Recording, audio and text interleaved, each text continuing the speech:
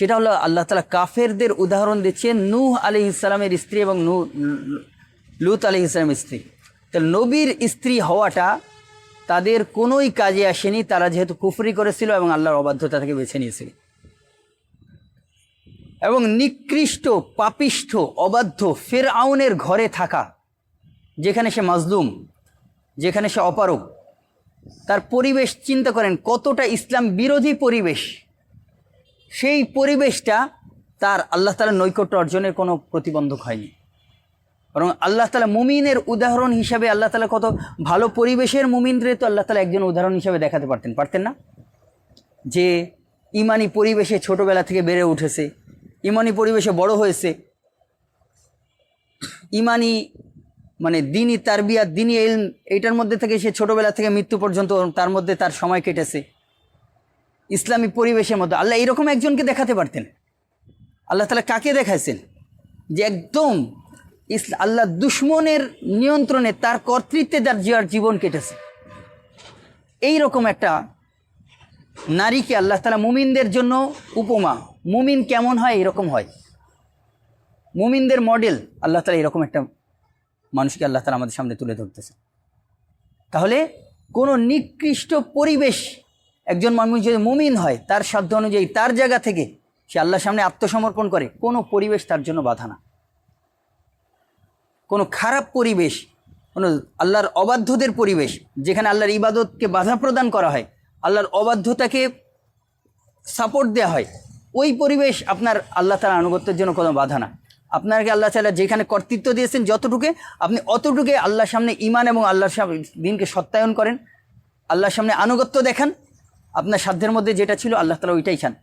আপনি আল্লাহ তাআলার অত্যন্ত নিকট থেকে নিকটতর ব্যক্তি হতে পারেন।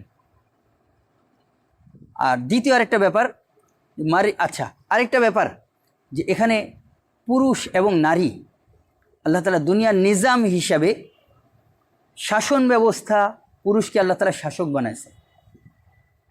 কিন্তু আল্লাহ নৈকট্য অর্জন কে করতে পারবে, আল্লাহর কাছে প্রিয় কে, সম্মানী কে, সেটার মাপকাঠি তাকওয়া। একজন নারী যদি পুরুষের চেয়ে আগায় যায় সে সেরা, পুরুষ যদি আগে যায় পুরুষ সেরা। এই জায়গাটায় আল্লাহ তাআলা কখনো পুরুষ আর নারীর মধ্যে পার্থক্য করেননি। পুরুষদের অনেক সুযোগ আছে আল্লাহর নৈকট্য অর্জন করার, হ্যাঁ, নারীদেরও জন্য আল্লাহ সুযোগ রেখেছেন।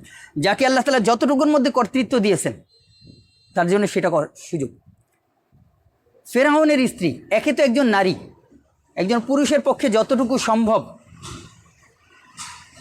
সেই শক্তিটা তার নেই। দ্বিতীয় কথা, দিনী কোনো পরিবেশ, ইমানি কোনো পরিবেশ তার আশপাশে নেই। ওইখান থেকে সে তার সাধ্য অনুযায়ী ঈমান এনেছে এবং আল্লাহ তাআলার সামনে তার আনুগত্য দেখাইছে। সে আল্লাহ তাআলার কাছে প্রিয় হয়ে গেছে, এতটাই প্রিয় হয়েছে আল্লাহ তাআলা মুমিনদের উপমা হিসেবে আল্লাহ তাআলা কোরআনে এই নারীকে উল্লেখ করতেছে। তাহলে আল্লাহ তাআলার প্রিয় হওয়া, নৈকট্য অর্জন করা, আল্লাহ তাআলার কাছে দামি থেকে দামি একটা মানুষ হতে পুরুষ নারী কোনো বাধা না। কে নারী কে পুরুষ এবং কার পরিবেশ কি এটা কোনো বাধা না।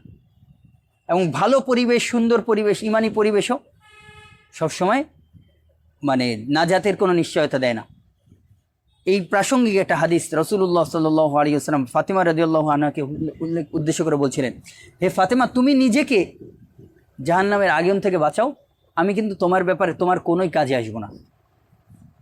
ফাতিমা রাদিয়াল্লাহু আনহা তিনি যদি ঈমান এবং আমলে সালেহের মাধ্যমে আল্লাহ তাআলার জাহান্নামের আগুন থেকে যদি নিজেকে বাঁচাতে না পারেন, রাসূলুল্লাহ সাল্লাল্লাহু আলাইহি ওয়াসাল্লাম তার মেয়েকে বলতেছেন, আমি কিন্তু তোমার কোনো কাজে আসবো না। সম্ভবত মুসলিম শরীফের হাদিস। আল্লাহ তাআলা আমাদেরকে বোঝার তৌফিক দান করেন। পরিবেশের দোহাই, পরিবেশের অজুহাত, অন্য যে কোনো অজুহাত থেকে আল্লাহ তাআলা আমাদেরকে বের হয়ে আসার তৌফিক দান করেন। দ্বিতীয় আরেকটা হলো আল্লাহ তাআলা যাকে উল্লেখ করতেছেন, মারিয়াম ইবনে ইমরান বিনতে ইমরান, ইমরানের কন্যা মারিয়াম, যিনি তার চরিত্র রক্ষা করেছিলেন। আল্লাহ তাআলা তার গর্ভে সন্তান দিয়ে দিয়েছিলেন তার নির্দেশে এবং সে আল্লাহ তাআলার অনুগত ছিল। একেও আল্লাহ তাআলা একজন মুমিনদের উদাহরণ হিসাবে আল্লাহ তাআলা উল্লেখ করলেন। এই দুইজনের একটা কমন বৈশিষ্ট্য আছে, মারিয়াম আলাইহিস সালাম এবং এই ফিরআউনের স্ত্রী, যাকে কোরআনে ফিরআউনের স্ত্রী নামে বলছে, আমরা সেই নামে বলি, সমস্যা নেই।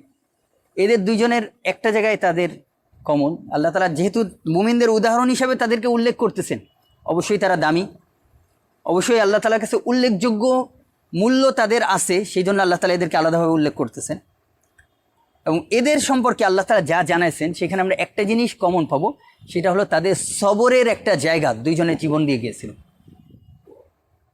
মারিয়াম আলাইহিস সালামের জীবন থেকে সেটা একরকম গিয়েছিল যে আল্লাহ তাআলা একটা মানে যেটা অন্য কারোর সাথেই যেমনটা ঘটে না, আল্লাহ তাআলা তার সন্তান দিয়ে দিয়েছেন, মানুষ তার সম্পর্কে বাজে কথা বলতেছে, এই রকম একটা সবরের পরীক্ষা আল্লাহ তাআলা তার থেকে নিয়েছিলেন।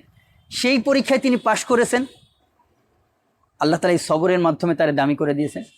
এবং এই যে ফেরাউনের স্ত্রী, সে ঈমান এনেছিল, তার উপর অবিচল ছিল, ফেরাউনের জুলুমের শিকার সে হয়েছিল। এই দুইজনের মধ্যে যদি যে বৈশিষ্ট্যটা, দুইজনের জীবনে তো বিস্তারিত ঘটনা আমরা কোরআনে পাই না, যতটুকু পাই আমরা এর মধ্যে দেখতে পাই দুইজনের জীবনেই সবর, এবং সবরের মধ্যেই আল্লাহ তাআলার আনুগত্য, আল্লাহ তাআলার অধীন থাকা, ঈমানের উপর থাকা, সবরের মানে বিপদে সবরের পরিচয় দেয়া, সবরকারী মুমিনের পরিচয় দেয়া, এই কাজগুলো তারা করেছিলেন।